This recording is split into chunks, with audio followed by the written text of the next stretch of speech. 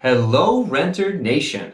So, word of the grapevine is you're looking to start your rental search. Having done over 1,000 real estate and rental transactions in my career, I have some great tips that I'd love to share with you. So find a comfy spot, kick back, grab that coffee, and get ready for my top 10 tips and tricks for helping you rental search like a boss. Roll that intro.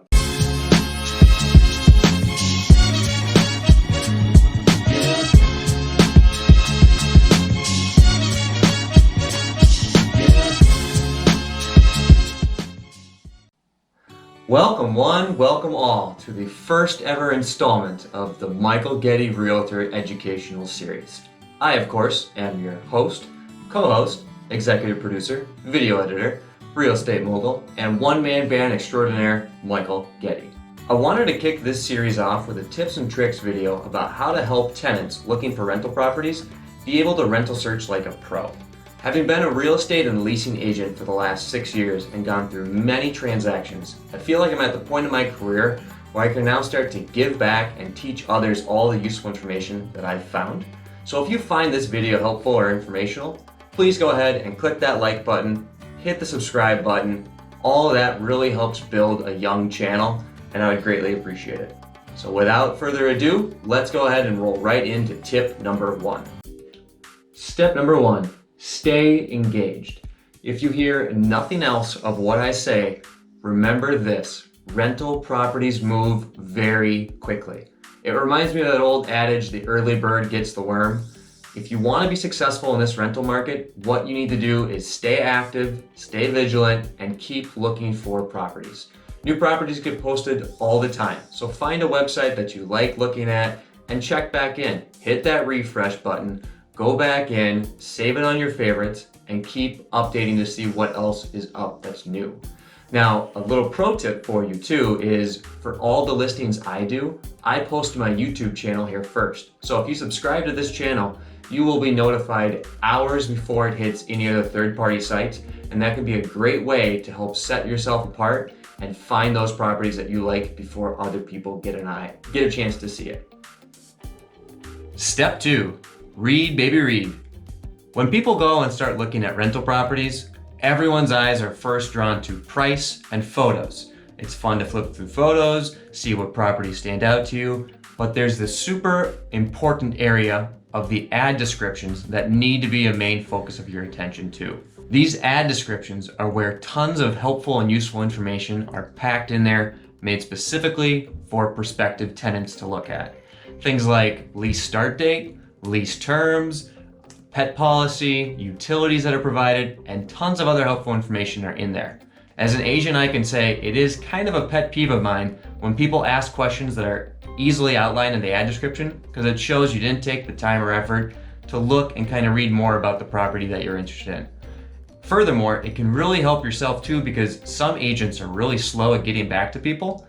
So rather than ask them a question that's already outlined for you and wait several days, just go ahead, take the time. If you see something that you like, read about it, see if it'd be a good fit, and if it does, continue on with your search. Step number 3, use custom responses. Want to set yourself apart from the rest of the pack? If you find a property that you really like online, rather than use those template responses of, I'm requesting a showing, how do I apply, interested in your property, get away from using those template responses and rather craft your own response specific to the property. Maybe you want to explain a little bit about your situation, that, I'm a well-qualified tenant with great credit, great income, looking for a June 1st start date and 24-month lease.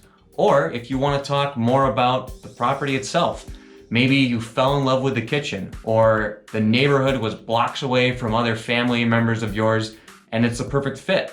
Putting in a response like that can help to set yourself apart from the rest of the redundant emails that come in can really help to have yours stick out. And sometimes agents will be more curious to wait back for a response from you if you take that little time and effort to show that you're really interested in the property in the first place. Tip number 4, check your spam mail. All right, so here's the thing. I wish that every email I sent out and replied to everybody went directly to them and they saw it. But the reality is I send out tens of thousands of emails every year, And when you do that, some different email companies and setups might look at my emails as spam. Obviously, I'm not trying to spam you by responding to your rental ad, but I've heard from tenants at time to time that when I respond to them, sometimes they find it in their spam. I personally do the best I can to get back to people as soon as possible with information about rentals.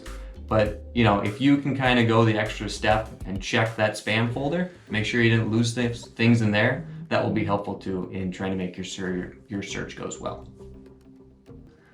Step number 5 is be active, reach out to agents individually. It's great to go ahead and put through those custom requests, through Zillow, Trulia, HotPads, whatever ad source you saw, but sending an email directly to the agent when you know their contact information can also be highly effective. Now, you should all know my email address. It's gettymr@gmail.com. But if you ever see a rental property of mine that pops up, contact me directly. Shoot me an email. You can do it through the ad system too, but there's probably a higher likelihood of my response email going to you rather than your spam folder if you send it to me first. Either way, just taking an extra step and sending it to the person sometimes is a great way to have yours stand out and be responded. All right, we're halfway through this tips and tricks video. If you're still watching up to this point, that must mean you've gotten some good content out of this video. So take a second, show some support, and hit that like button. Now let's get back to the second half of the tips and tricks.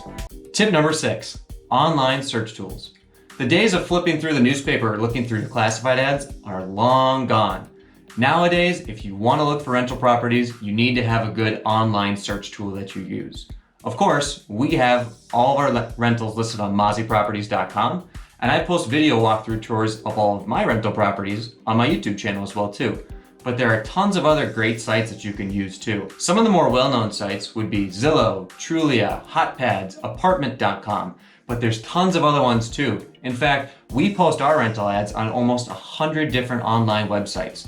So do a little searching, find some tools and sites that you like, and then you can go in there and kind of customize your search. If you want to look at a specific city or bedroom, bathroom count, maybe you can filter by ascending or descending price ranges in there too. Toggle on or off pets and be able to better get an idea of the market and what fits your needs. If you can use these online search tools correctly, you will dramatically improve your rental search game. All right, so I thought I'd bring it in close here for tip number 7, which is beware of scammers. Now, there are people out there who will try and take advantage of you. Yes, there are people who will post fake ads, try and get your information, try and get your payments, and you want to be smart about this. Just like if you're going online to do purse shopping or furniture shopping or any kind of online base, you want to protect yourself and be smart. So do your research, take a look. Things like looking into the company to see the legitimacy of it are smart things to do.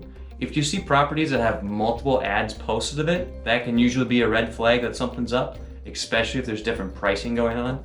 Otherwise, if properties just seem sometimes too good to be true, sometimes they simply are.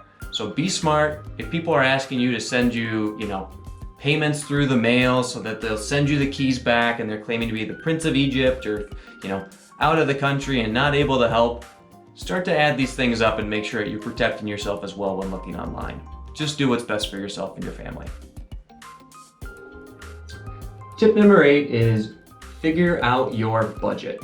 So again, this is fairly straightforward and simple, but it's easier to do this before you start looking at houses and then adjust as needed than figure it out after the fact. Keep in mind, yes, rent are real prices that you have to pay, but so are utilities and other kind of added living expenses that you may have to take on too. So try and factor out what you and your roommates or family or whatever your living situation is comfortable with paying, and then see if you can find the houses that you're looking for within that criteria. Now, from time to time, you may find out that your expectations and what you're hoping to stay to are not realistic, and you need to expand or even lower your budget. That's fine too. Be smart about it, but kind of get a plan in place first and then adjust as needed so that you're not overcommitting and looking at properties outside of the range of what you're comfortable paying.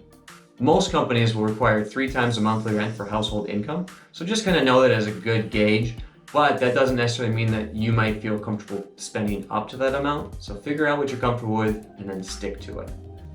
Tip number 9 is be ready financially.